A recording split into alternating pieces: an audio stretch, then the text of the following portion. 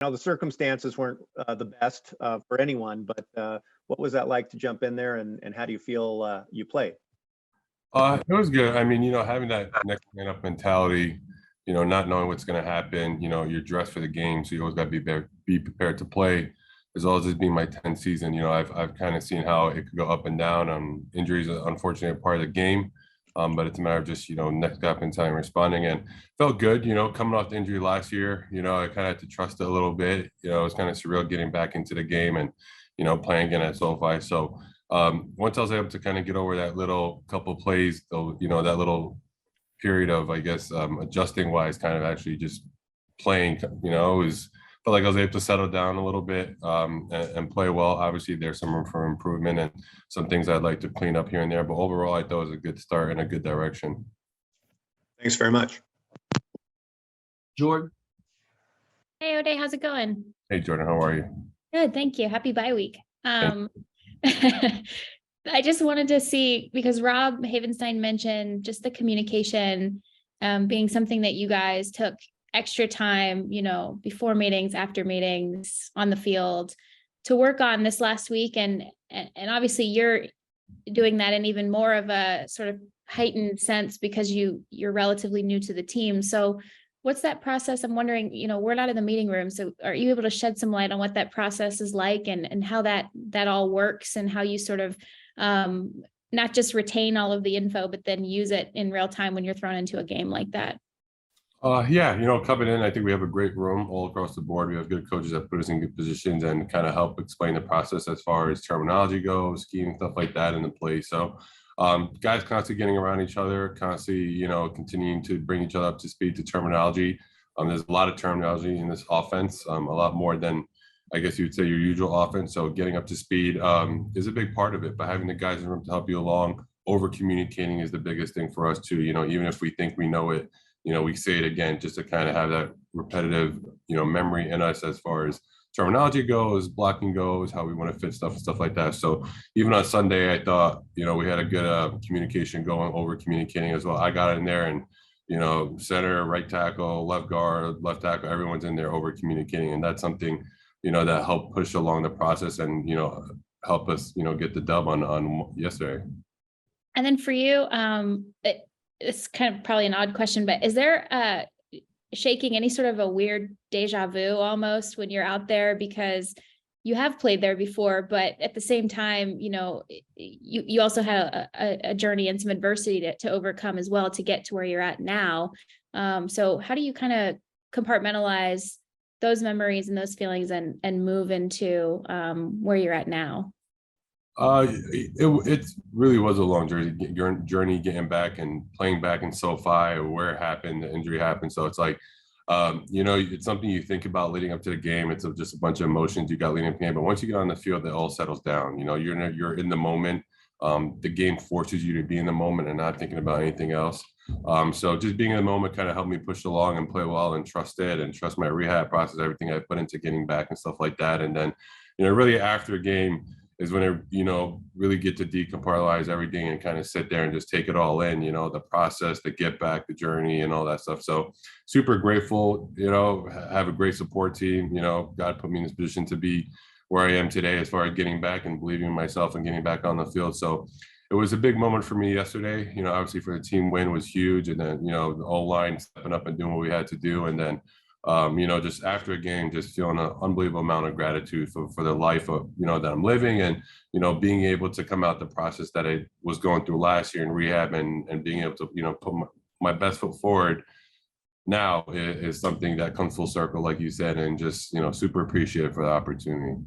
And then one more for me, if you don't mind. I know you know Matthew, so has he not just kind of a two-part question, not just off the field in the locker room in the meetings as you're getting up to speed, how's he been? And then also emotionally in the huddle, lots of moving parts, week over week over week.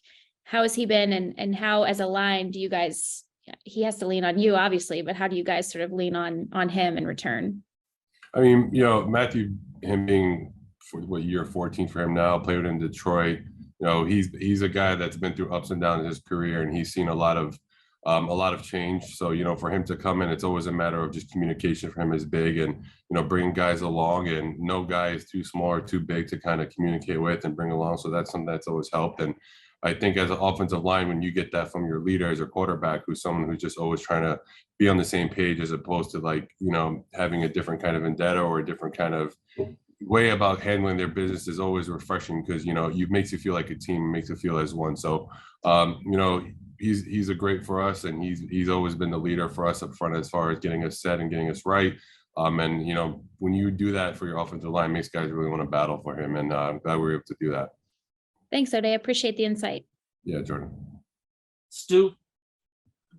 Hey, Oday, appreciate you making the time this morning. No problem, Stu. I wanted to ask you about, just the process in general of getting up to speed, even going beyond yesterday's game. I mean, you've been on the active roster for, nearly a month.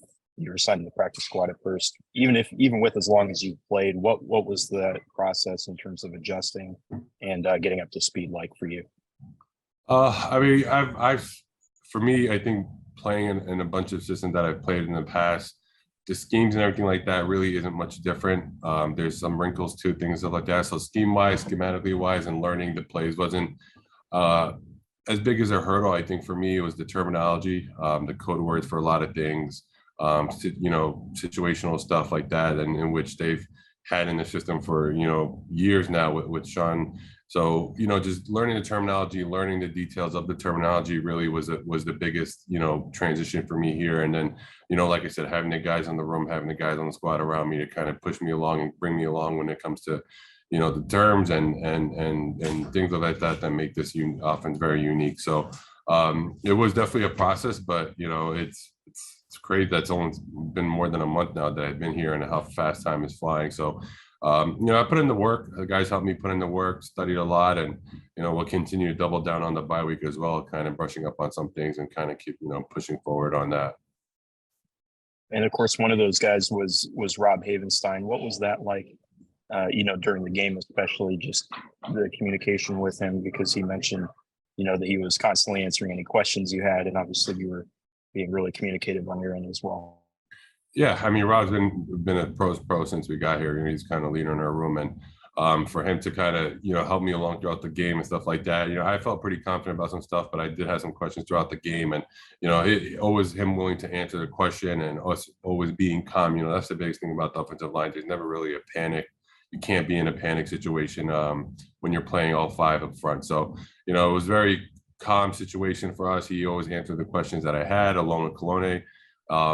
He helped me answer a lot of questions too when I was out there, and kind of just brought me along, and at the end of the day, we were able to communicate and get on the same page and help us get a better outcome. Thank you. Appreciate it. Yes, dude. We'll wrap up with you, Gary. Yeah, Oday, just to follow up, I was curious with all the years you've played now, how you spend the bye week, and if that has changed over the years, if there, as you've gotten more experience, or if it's just been the same. Oh yeah, I mean, the bye week, I think for me is a big reset. I like to get away for a little bit, spend time with my family and friends, kind of deload to reload, if you will, kind of get ready for the next stretch we got coming up. And I don't think it's anything particular. I normally take the first couple of days to kind of stay in the process a little bit, study, get a lift in, things like that. So, and then towards the end of the week, I kind of like to disappear a little bit with the family and just recharge, recharge and get back focused, get back with everything in check, and just get back ready to, ready for the marathon we got coming.